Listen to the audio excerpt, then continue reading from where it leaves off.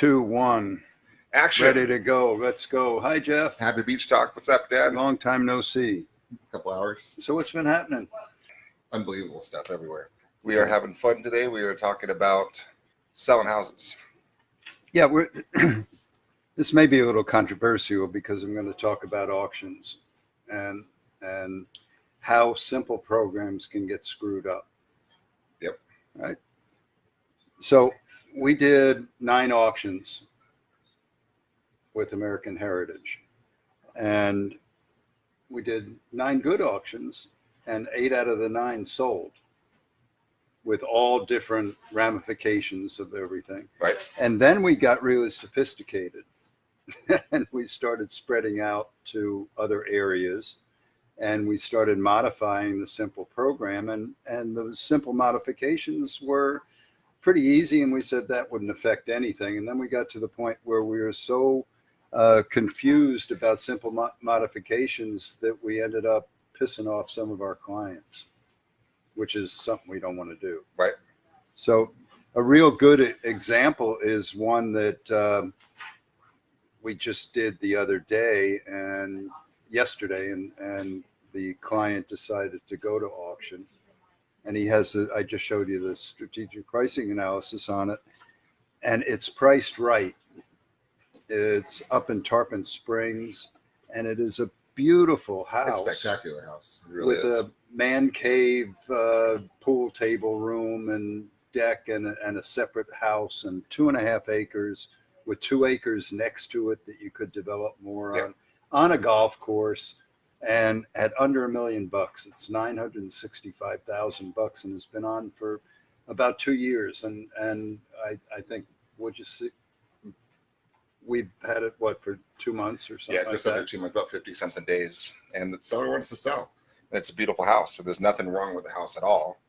It's just we need to get some eyeballs, because everybody buys with emotions. And when you walk through this house, you're going to love it.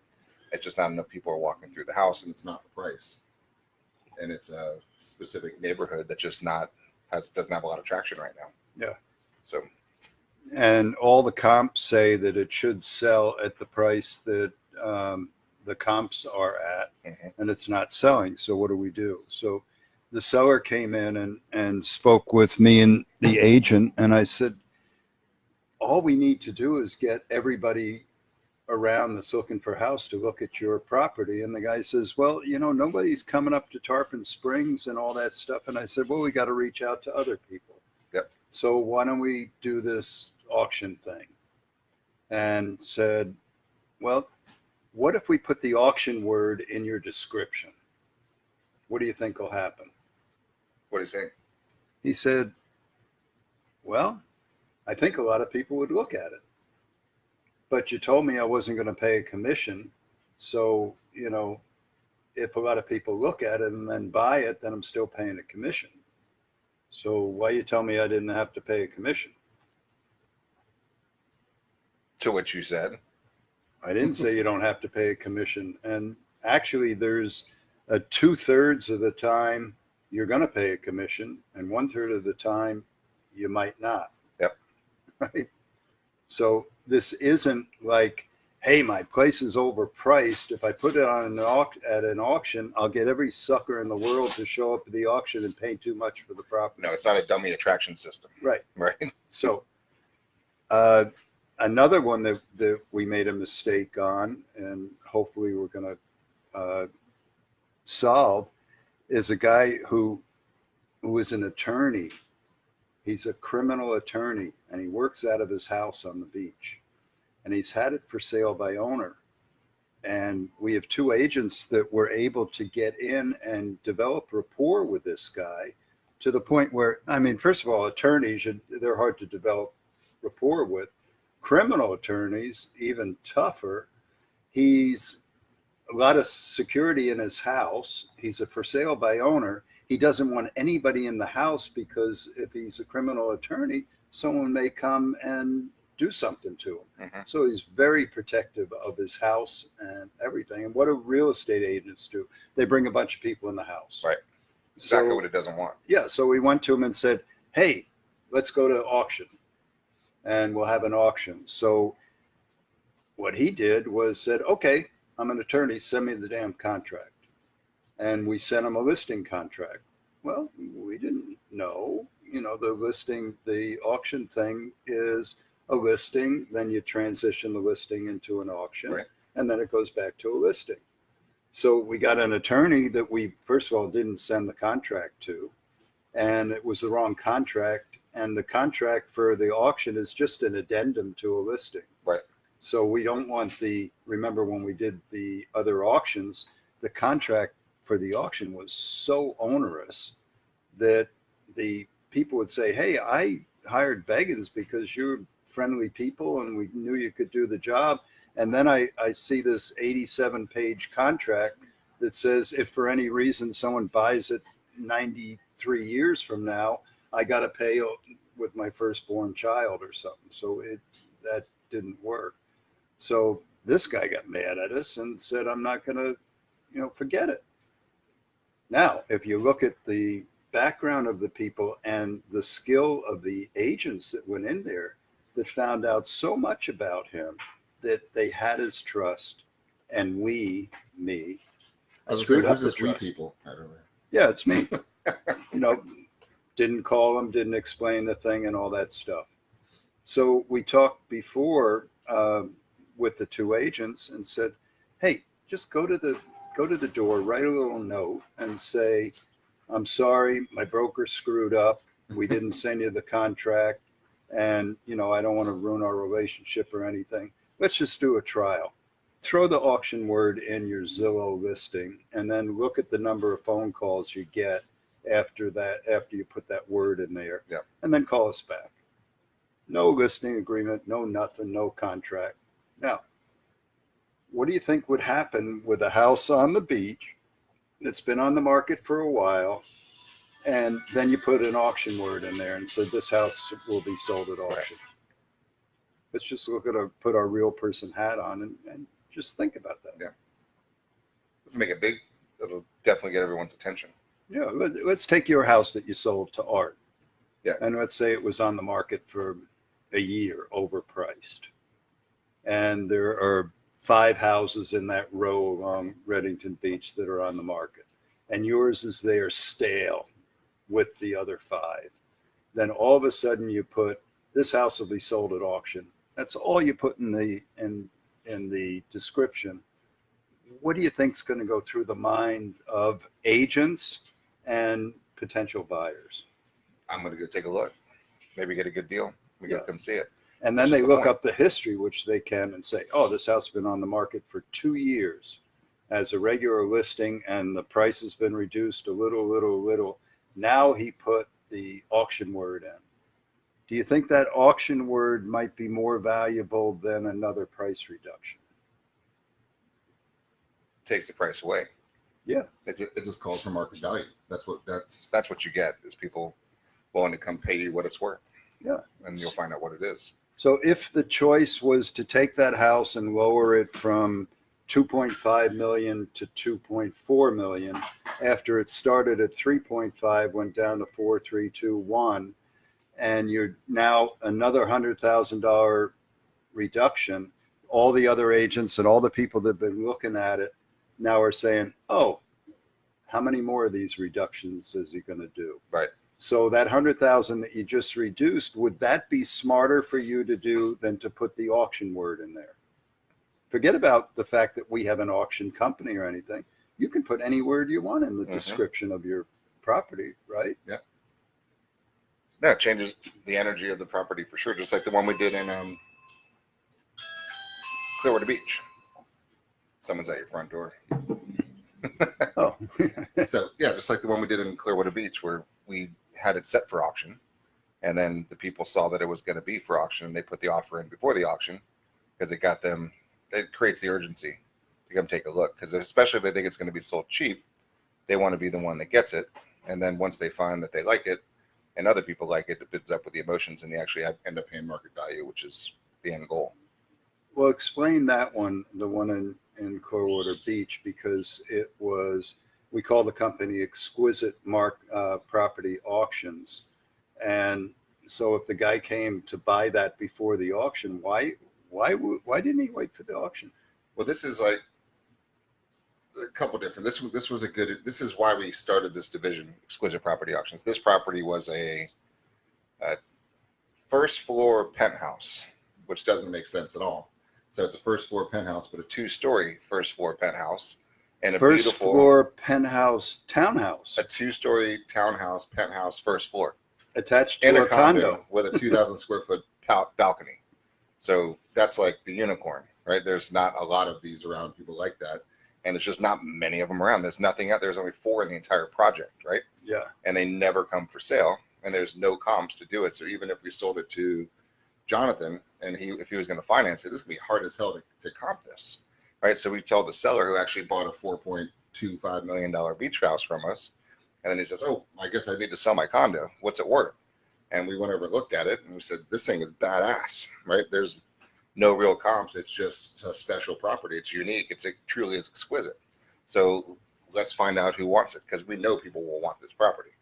So we said, "This home will be auctioned on X date," and started the marketing.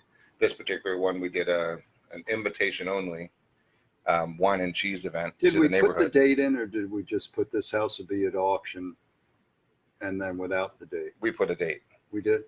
Okay. and then so what happened was, one of the people who heard about this property was actually out of town, because we did a little mailing and an invitation to this little event. and then he saw that and he said, "I want to come see it." And we said, "No, you have to come see it at the auction." And he said, "No, I really, really, really want to see this house." And we said, "Great, we really, really, really want to show it to you. We'll see you at the auction." And he's like, "Nope, you don't understand. I don't want this "To go to auction, I want to come see it now." And we said, "No, we're only going to show it The auction, you missed the preview event. Which probably made him wanted to see it. A lot Even more. Yeah. And then Okay. so says, "I know how this game is. I really want this property." So, well, we have to present all offers. So if you'd like to submit a good offer, go ahead. But just know, when this goes to auction, it's an as-is sale. It's a 30-day close. It's all cash, no contingencies, and it's ready to go. Plus, the buyer pays the commission. So why in the world would the seller want to sell it prior to the auction? Because he's going to get a beautiful return at the auction. So if you want it, put a great offer in, but take all these things into consideration. so it's enticing for him to take the offer. And he said, okay, and brought in the offer. And it was a 24-hour inspection period, and he wanted to come see it. So we put in a great offer, and then a decent offer. Then we countered back with this conversation. He said, okay, here's the price I'll actually pay. And then we went to the seller and said, "Seller, we have to present all offers. Here is this offer for this price. You got a decision to make. You want to show it to him? You want to tell him to come back to the auction? What do you want to do?" And the seller sits back and says, "Well, Let's let him see it. It's a pretty good offer.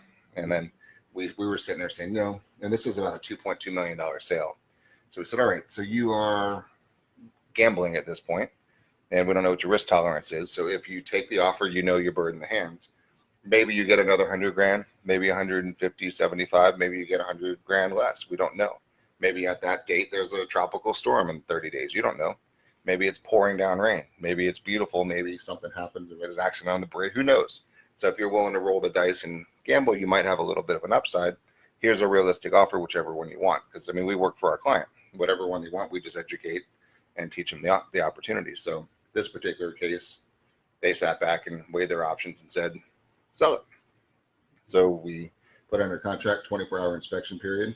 the guys put all the money down and they closed it, and we took the auction off because it sold prior to auction. So what sold that is the auction, because they Never, ever. for our agent friends watching, you're never going to have a 30-day close, all cash, no contingencies, 24-hour Inspection period. full money in escrow, and pay the commission. You just don't get offers like that. So that's what we had On this deal. Let's look at top agents up and down the beaches with multi-million-dollar houses. Mhm. And let's say that we brought 10 of them in to evaluate this house for the listing. Mhm. We just described this house as a condominium townhome penthouse. penthouse on the ground tied to an exquisite building with multiple acres on the Gulf of Mexico. With 24-hour security guards. Yeah. So out of those 20 agents that come in and talk to the seller, all 20 of them are going to do basically the same thing. You know, they may have a drone flying through the rooms or whatever, but you're going to have to get that message across to people. What the hell is a townhome, penthouse, Ground floor. ground floor, 2-story with an elevator attached to a 300 unit building? You get that across in the same way to everybody. All 22 agents do that. We do the same thing, and we use the word auction in the description. That's the only thing we do different than every one of them. So let's say that, and we call it exquisite property auctions. So we could have that other property I just mentioned on the 2.5 acres. That would be the same thing. And if somebody's looking at either one of these properties at $2 million, do they have to look at it today? Or can they wait? Traditionally, There's no urgency at all. Yeah, no urgency. So they're looking around and they're saying, honey, look at this one. It's a little cheaper. This one's a little better. This one is on the top of the building instead of Let's on the go next bottom. weekend. We'll take a look. Let's go next weekend. The minute you see that word auction, and let's say that our auction company is never going to auction a house. Just by doing this, and this is kind of a secret for people that might be out there ready to sell by owner. But for sale by owner can do this on Zillow. Right now, if they don't want to put it at auction, when they go on Zillow and 33706 and they see all the little flags, and then they look at the properties and one of them says it's going to auction, it's got to get more people looking at it. Now, once if they it were see only it, that simple. Yeah. well, it is that simple until it gets complicated. Now, the person that says, okay, I don't want to pay a commission. I want to go right to auction. Well, then we talk to them and say, well, what's your reserve price going to be at the auction? Right. Well, I don't know. It's been on the market for 2 years now at $3 million. I want at least $3 million. How many offers did you get? None. Well, what's it worth? Well, it's certainly worth $3 million because I got 2.5 in it. That's right. So what? What happened for the last 2 years? Well, if they understand that if they put the auction word in, there's going to be more people look at it at a wider range. Maybe they're not even looking at that property. Maybe that property is more expensive than they want it to be and they see auction. Might they go look at it? Yes, absolutely. It pulls people to the property. That's what we do. Now, I don't know if Walter's here, but he tried this with his house. He is like the best for sale by owner I've ever met because he doesn't use agents, doesn't want agents, all that other stuff, and put his house on the market at $1 million something and didn't get any exposure. Right. Then just arbitrarily put this house will be sold at auction. Ton of exposure. Yeah. It would happen with every house. Now, why don't we want to do $500,000 houses or $400,000 houses at auction? Why do we want to make it at least $1 million? We've learned those lessons. Along the way. We were another good one. We've got a property in Indian Rocks Beach that's about to come on the market, and It's under construction and it's going to be done shortly. And it's pretty cool. So we're putting that one on the market and we're doing it. This home will be auctioned on the end of October. Yeah. and so Just that alone is going to create the urgency, create the ideas, and going to get a ton of phone calls on it between now and that time that it's actually auctioned. and I'll bet, And it's on tape now that this thing will be sold within the next couple weeks. I think there'll be enough of a buyer frenzy on this piece of property to because of that fear of loss. No, so the date is going to be the end of October. So now this is beginning of September. So it's about 60 days from now. Would it be better not to put the date or to put the date? we'll find out. We're going to try it with the date because this one, the date makes sense because of the finishings. It was got to be finished about that time. So this one, they were still putting the tile down and fixing it up, and it's a renovation, total renovation. So the urgency Is there when as soon as it's done to sell it, and then the new buyer comes in right now, They can pick their floor, they can do the things that they want. So it's a little unique at that aspect, not a tradition. It's not finished, Okay. ready for sale. Well, our EPA concept, exquisite property auctions, is something that is unique to us. And, you know, we're on video here, so anybody can copy it. But there's so many moving parts to a simple deal that I would say that it would be better for this thing just to go on auction with the auction word and not a date. Okay. And, you know, you may be right, I might be right, I don't but care, it's whatever they want. what I think what would happen is that if it says this house will be sold at auction and people look at new house being renovated totally, I wonder where it is in the renovation and what's it going to look like, and the pictures are better and they're updated every week. And so Mabel, go call the people and find out when the auction is. All right. So when people say, oh, the auction, the builder has not determined the date of the auction, when would you like to see it? This is our phase one. Yeah. Or we can say the auction will be held on October 31st. And then Mabel tells her husband, October 31st, dummy. It says it right here in the thing. Yeah. I don't have to call him. But let's set an appointment. Right. In some cases, that appointment might be set, or that phone call might come if we don't put a date. True. Good So point. if Mabel and Harry are looking at this thing 2 weeks from now, and there's an updated picture of a pool going in, and then they look at it, and then it still says this will be sold at auction, and now it looks like it's getting close. Mabel, call them, see if they set a date for the auction. Mabel calls and says, we just set the date for the auction. It's October 31st, and now it's September 15th or something. And she says, I want to see it. Can't see it. It's going to auction. We'd like you to register for the auction. Yep.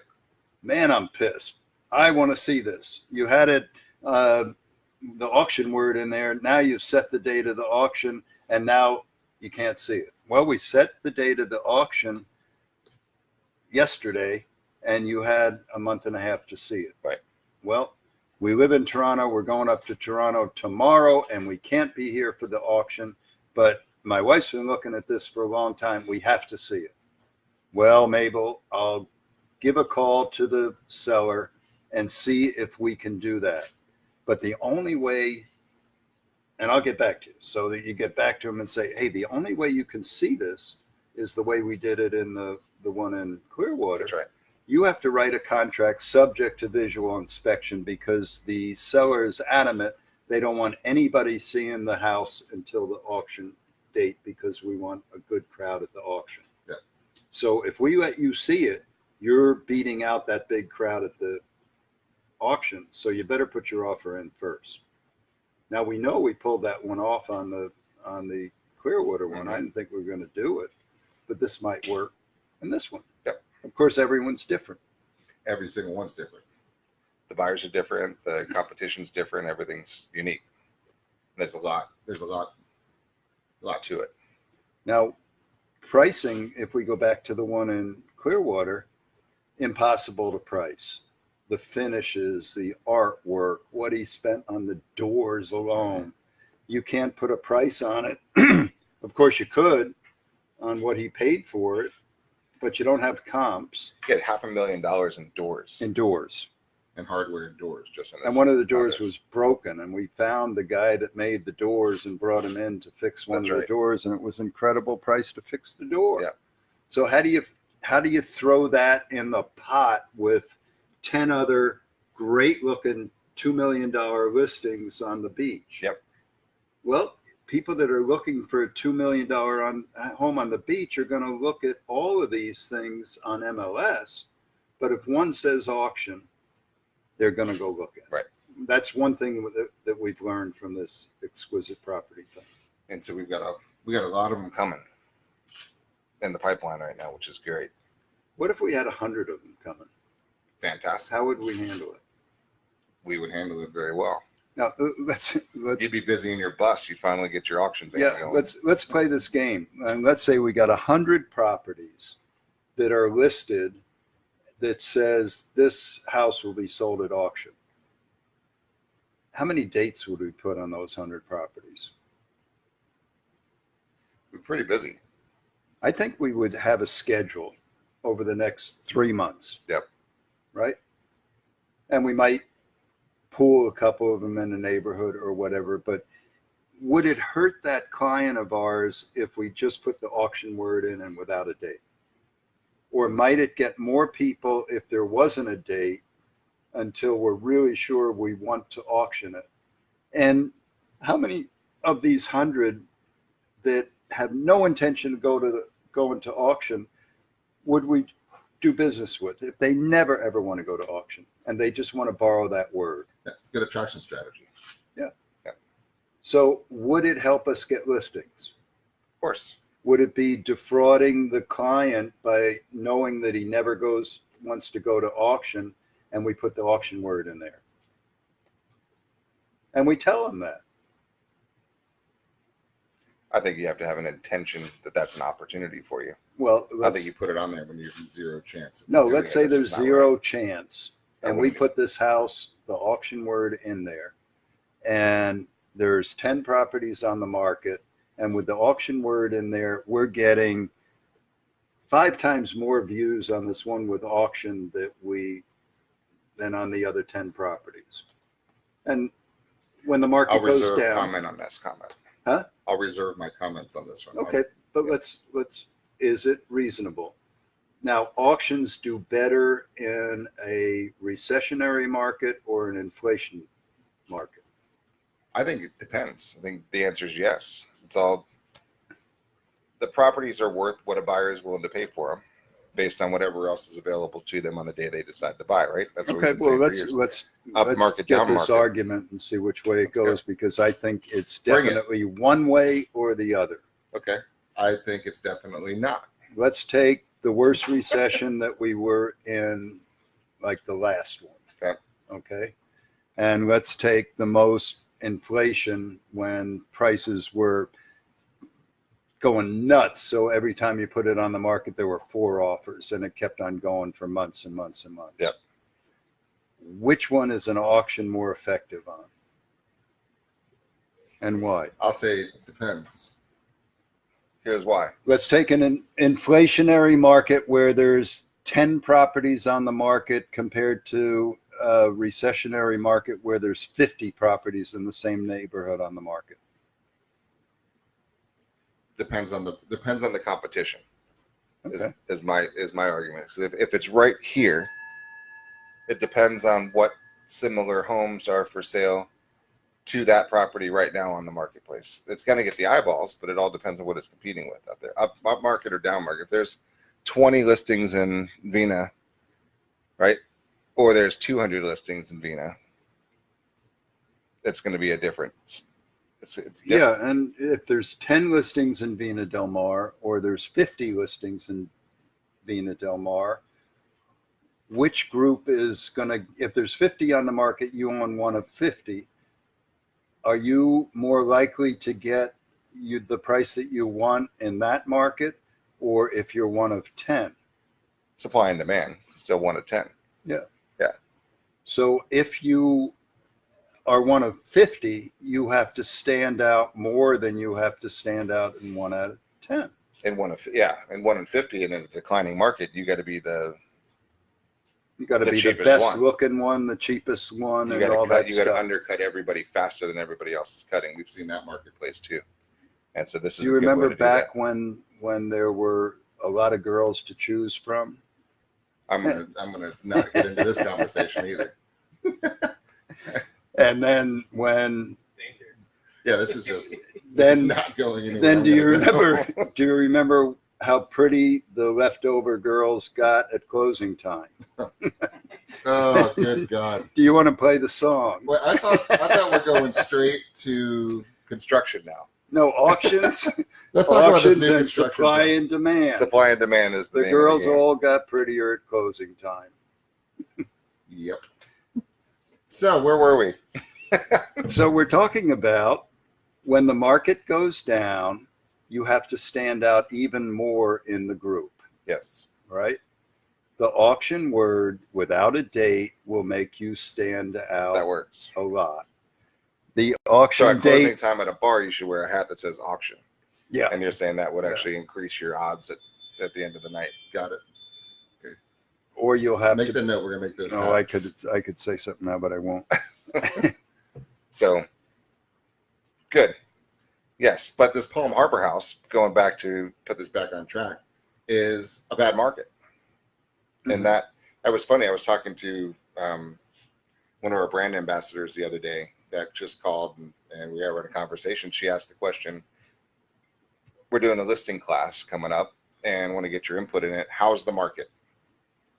And I said, Where? What market? Where? She is the Tampa Bay real estate market. I said, There's no answer to that question at all. because what do you mean? Is it a buyer's market or seller's market? So I don't know. Yes, depends. Mhm. I can bring you into a neighborhood. that's super hot, and I could bring you into a neighborhood That's super cold. I could bring you into a street that's super hot, and I could bring you into into a street that's super cold. She goes, that's interesting, right? And so this house is beautiful, right? $1 million double huge house, 2.5 acres, gorgeous, under $1 million, should be gone. But the market sucks in that price point, in that neighborhood, in that competitive environment right now. That is a flat market. It is a buyer's market. It's not a seller's market at all. I could take you down the street in Indian Rocks Beach where anything you put on the market will be gone today, right? So everything's hyper local, which is why, to your point, you've got to make it stand out no matter what market you're in. Up, down, and out doesn't really matter. But so this one, even in a great market that we have now, this particular market is depressed. And so he has, to your point, in a declining market, he's got a declining market in his world right now. So he has to do what he can to get out. Right? That's why he's motivated. He does not want this house anymore. Doesn't want to give it away, but wants to attract the eyeballs to go get the house sold. So what's he going to do? He has to say, when I was talking to him on the phone the other day, I said, look, there is somebody in the marketplace that wants that house, right? And it's saved on their Zillow search right now. But there's no reason that they're getting their ass in their car to come see it because they know it's going to be there next weekend too. Because it's been there for the last X number of months, and what's going to be different. So the best case scenario is when this changes over to, say, auction, and we put the date or not a date, doesn't matter. That person that has it saved is going to see the status change, is going to see a different price point, is going to do something different. It's going to pop back up, and they're going to say, oh shit, remember that house? It's going to be auction. We better go look at that. And that's exactly what it's going to do, is if there's one buyer in that price point, at least we woke them up and brought them to the house. Let me ask you about a marketing tool and what your opinion of this would be. I like the hat. There's a closing time. There's a $3 million for sale by owner that's been on the market for a long time, and this guy is never going to pay a commission in his mind. And he's been to every top agent has been to him and can't get anywhere. Hey, you guys aren't worth the money. And you say, hey, I'll tell you what. I want to do a trial with you. We have a verbal agreement that if you put the auction word in your Zillow or Trulia or Redfin or whatever ad, right, that you will get more calls immediately, or let's say over the next 30 to 60 days, than you got before. Now, when you do that, and if that happens, you have to promise me that you will let me come in and make a presentation to you. You've had every top agent up and down the beaches come to you. Now, would you agree to do that? Or would you want me to lend you those 7 letters or whatever letters there are and put it in there? What would you have to lose from that? And what would you think as a broker allowing me to do that as one of your agents? Hey, whatever works. Well, what do you think you think if he did it, it would work? Of course. It's Would he just get marketing. calls? You've got to do something to stand out. It's like putting glitter on. Okay. Right? That's all you're doing is putting Glitter on yourself and just making somebody look. It's hey, pretty shit, great that thing's got glitter on it. Yeah. because that glitter is something that it's real hard to find an objection that is the same objection for someone that doesn't want to do this as is for someone that wants to do it.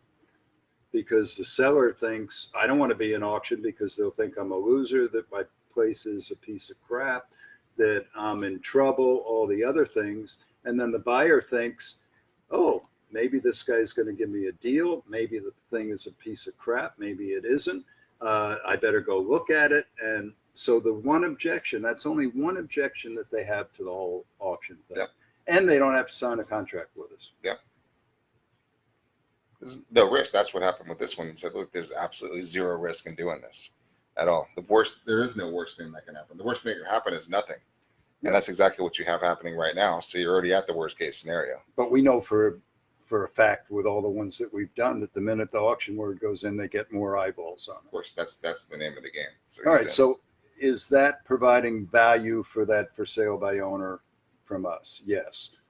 Is Yeah. it providing value to an expired listing to have another little twist? Is it a good farming tool?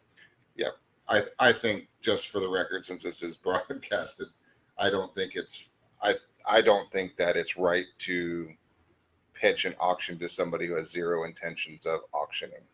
Just for the record, and we can move on. Do you think that you will know that someone has zero intentions of doing an auction just because they told a real estate agent that?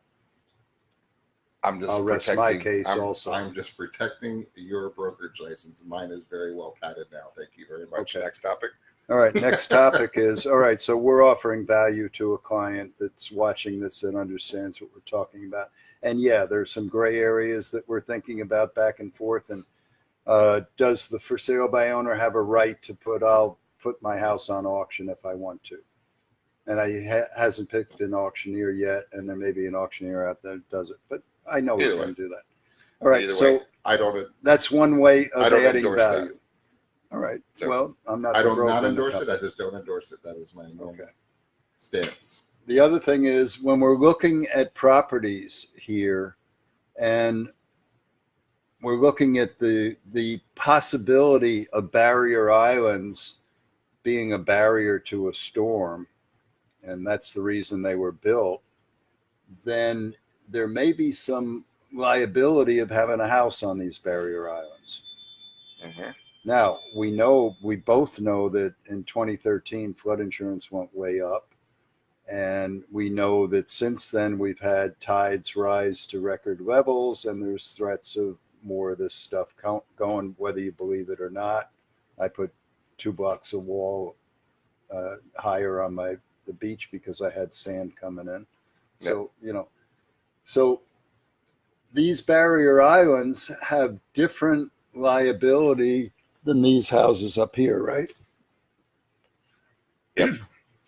I mean, in a hurricane or a big storm or an extra high tide, these guys will have more problems than these guys up here. I don't know. Want me to take the other side of that? Yeah. The other side of that is storms pushing in, big wall of water is coming, sploosh goes over this island, Yeah. pushes in there. There's everywhere for it to relief off of this on the other side of the island.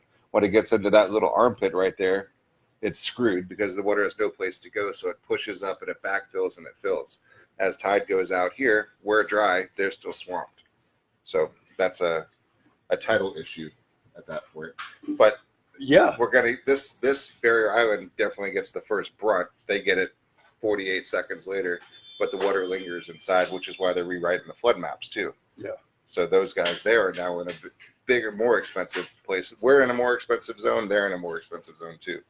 Okay. So isn't it true that what's happening here is that many people are taking the old houses and buying them cheap and fixing them up and flipping them or fixing them up and living them and all that stuff. And to take an old house and put that amount of money in, it's $100,000-$200,000 to do that. Mm-hmm. If it was your money, would you do that with an old house? Depends on what your use for the house is, right? Because look at where we are. it's inevitable, right? Knock on wood, Mhm. right? Hope it doesn't happen, but one day, right, it will get wet here. And so if you're okay with the fact if your house is going to get wet, put the money in there. You're going to have to repay it and fix it up one day. That's the thing. Okay. Or Are you going to have to sell it someday? maybe, yeah. If you have to sell it, depends on your buyer and their use for it. I mean, me personally, I'd like to have my living space above the waves. So when you do get that wave, it doesn't soak your bed.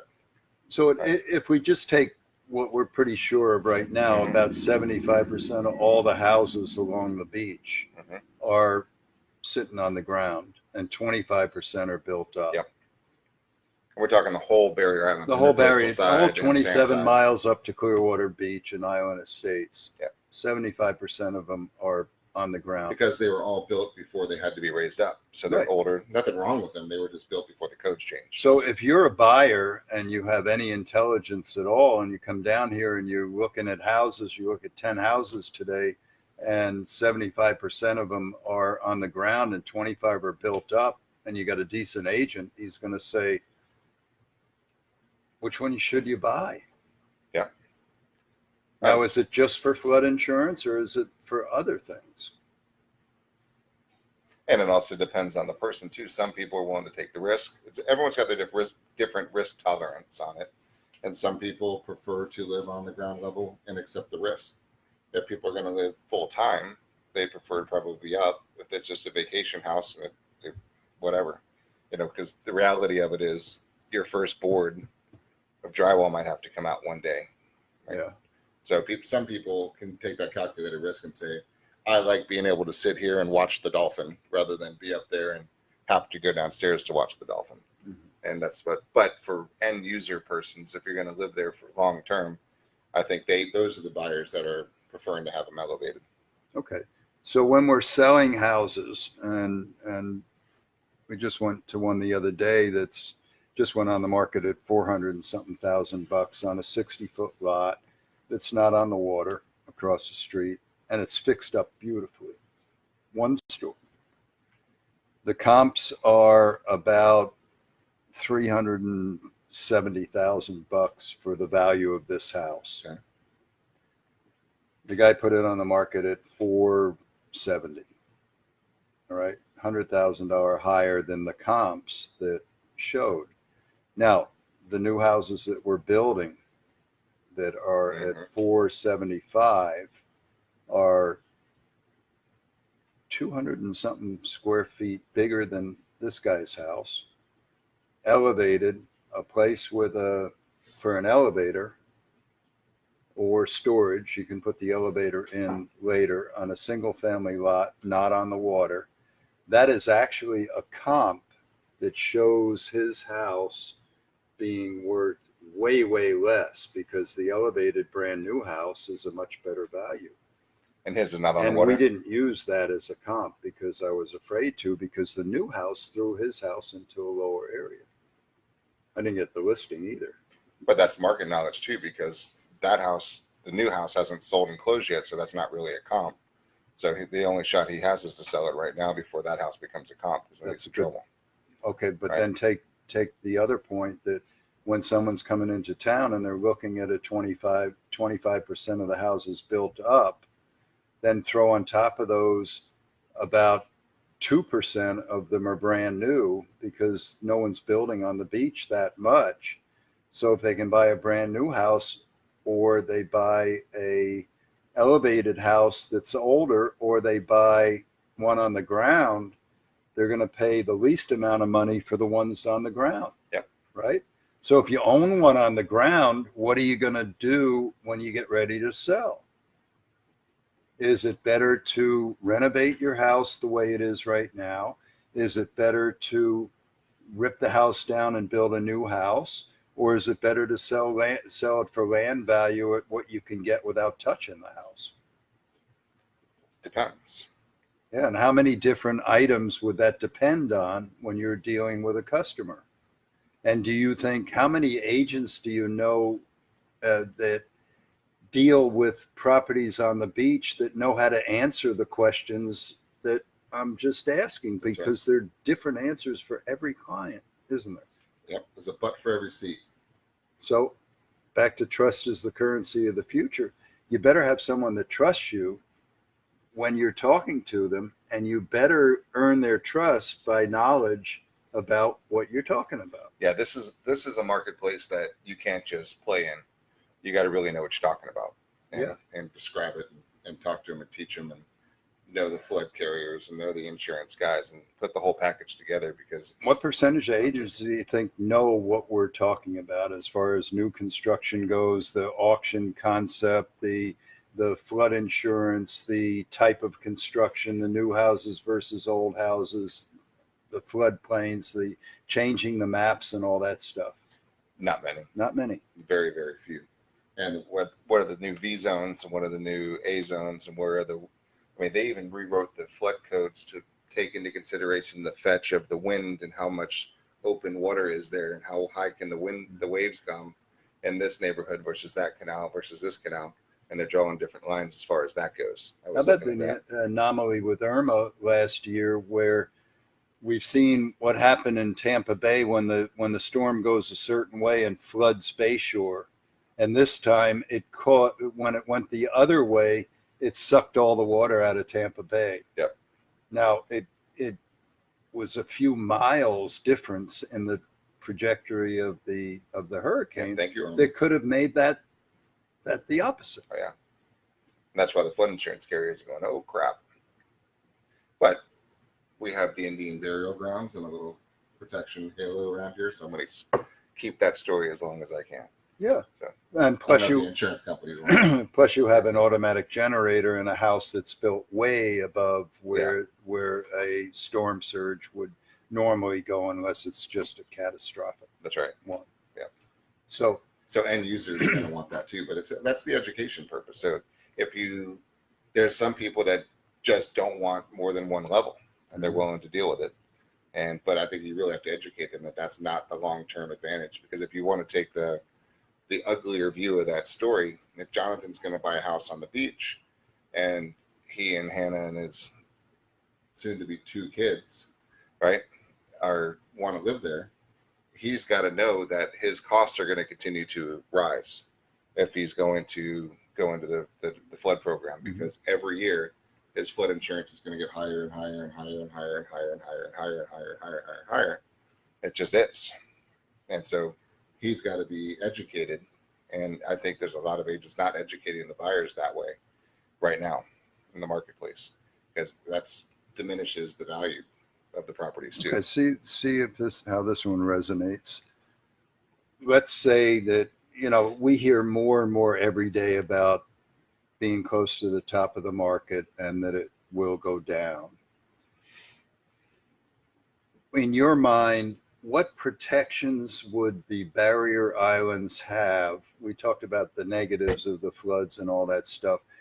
In a serious downturn or a cycle that's just a standard cycle of prices going down, why might the barrier islands not be hurt financially as much as inland properties? It's funny, this morning we were doing the sales meeting in Madeira Beach office, and we had a new listing over there right near John's Pass, and right to the top of that screen right there, and it's $550, and it's a 1959-ish bungalow, ground level, and right across the street from the beach, 1 block from the beach, on the intercoastal, on the canal, right out by John's Pass. Perfect thing.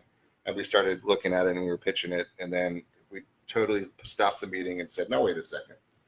This is $550,000. Things like 1,000 square feet, right? Yeah. And it is nothing spectacular for $500,000, right? So why in the world, and to your point, I said, why in the world? What can you go buy inland for $550,000?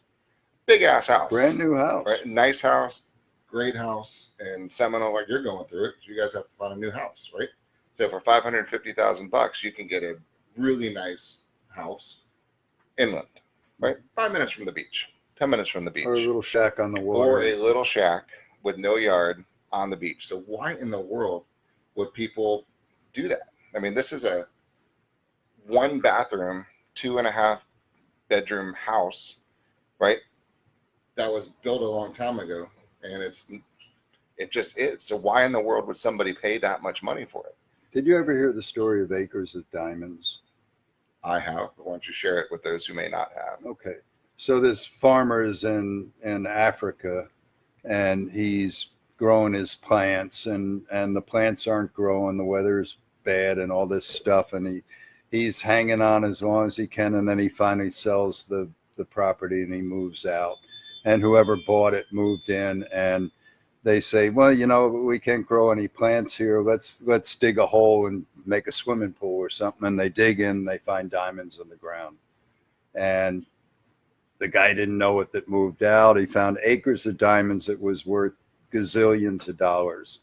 The same acres of diamonds of that little lot on John's Pass that has a little shack on it isn't worth anywhere near as much to some people as buying a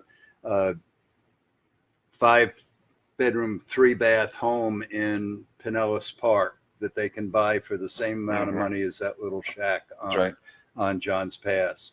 But the key is the acres of diamonds underneath. So if that lot happens to be a 50-foot lot, it's worth $400,000. That 50-foot lot in Pinellas Park is worth $10,000. Right. When the market goes down and then goes back up again, the next downturn, before the next downturn, that $400,000 lot will be worth $900,000 or $1 million. Like the beachfront lots 10 years ago were $15,000 a front foot. Now they're $30,000 a front foot. Yep. And going up. And they won't go down to 15,000 in the next downturn. They may go down to 27,000. That's right. And the next downturn, the beachfront lots will go up to 40,000 a front foot. Yep. Which sounds like ridiculous amount until you go to Miami and find out they're 90,000 a front. That's right. That's right. Right. So the acres of diamonds are the barrier islands. The barrier to the acres of diamonds are the old houses that are on there. If you can put a new house on an acre of diamonds, it's a lot better than putting a new house on a swamp. That's right. Not to the reason we have offices in rich areas is because we want our agents to be rich and we want our clients to be rich. It's Right. nothing against the poor people. I was poor. They Don't can want get to do rich that too. anymore. All right. May happen, but I think the chances of being a real estate agent on the Gulf of Mexico is much better shot of surviving the downturn than being a Pinellas Park agent. And an investor is better off buying something on the islands rather than something inland. For Because sure. It's going to go different because what we sell, we just walked through and said, why in the world? It was a fun morning. Said, why would we sell this? You were there this morning. Why would we sell this? Why would somebody buy this? And then it's all lifestyle, location. It's the flip flops. It's the shorts. It's the walk to the different restaurant every night if you want. It's go watch the sunset. Go watch the sunrise. Toes in the water, swimming around, dolphins, manatees behind your dock. And it's not the size of your yard. It's not the size of your bedroom. It's not the glory of your home. It's the lifestyle. It's the paddle boarding. It's the parasailing. It's the fishing. It's the jet ski rentals. It's within 200 yards of your house. That's what you're selling. Whether you're going to live here or you're going to own an investment property, people want everything I just talked about, right? And if you can live in that lifestyle, you win. All right, let me If add you one invest in more that thing. lifestyle, you win. One more thing to what you just said about all those advantages. One more thing. What if you had the opportunity to have everything you said, but to, at an affordable price, put your house in the 25% of the ones that are elevated and worth a great percentage more, and you're in the same area? Would you possibly have something that would make that happen? Hell yeah. I'm going to leave you with this one. When in 2013, we got this great idea to say, let's take these old concrete block houses and let's put another story on them and put the garage underneath where the living area used to be. And then we can save that foundation. Yep. When we brought engineers there, they said, we can't save the foundation because a block on top of a block, the old block, the new block weighs 55 pounds per square foot on top of the old 1957 block. Right, which can't support the Right. weight.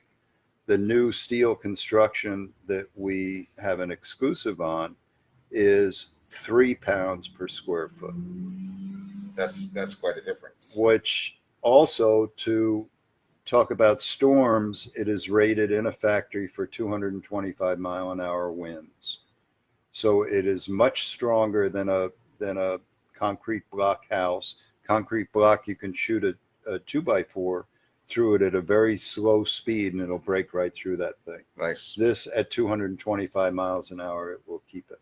So now this is a game changer. Mhm. From block houses, tearing down those 75% building from the ground up, you can keep the old foundation and put 2 stories on top of the old foundation, with it still being only 10% of the weight of a concrete block house, So you Now- can take one of these Old, should be torn down ones. and not tear it Take down. the roof off, and then put 2 floors on top of that. So you have a 1,500 square foot tear down. Yep. But now that tear down becomes the garage, and now you have a 1,500 and 1,500. So now you have a 3,000 square foot home on top of that tear down. and you have basically no flood insurance. Or even simpler is take that 1,500 square foot home, jack up the roofs, Mhm. and put the panels up at 225 miles an hour on 1,500 square feet, fasten the roof down with current fasteners to give it that 225 mile an hour thing. And now you've got a FEMA compliant brand new house that is 225 miles an hour. Now you can, where this land is the most advantageous is the people that own this land can get 100% financing on this addition with the value of the land. They don't need any equity. Over here with these $10,000, $20,000 lots, they got to come up with a lot of cash. Yeah. So if I'm a real estate agent in the next downturn or upturn, whatever it might be, I'm going to be here. I agree. Acres of diamonds. Acres of diamonds. So thank you. So we're going to show, we should probably show that system, one of the next ones. Bring in the panels. Well, we're and- building one. Maybe we'll go live from construction site. That would be pretty cool. Yeah. And what we plan on doing is having it as a model and having a plexiglass wall along the side so you can see everything that's inside. Maybe we'll do one of the next ones from the van, and then we can just turn the camera out. And look at the We'll do site an and all that. auction and a construction site at the construction site of the new construction houses that we're doing. And the podcast from the van And, while we're yeah. watching them all. Love it. Love it, love it, love it. All right. Cool. Thank you all. Have a Have a wonderful great day. night.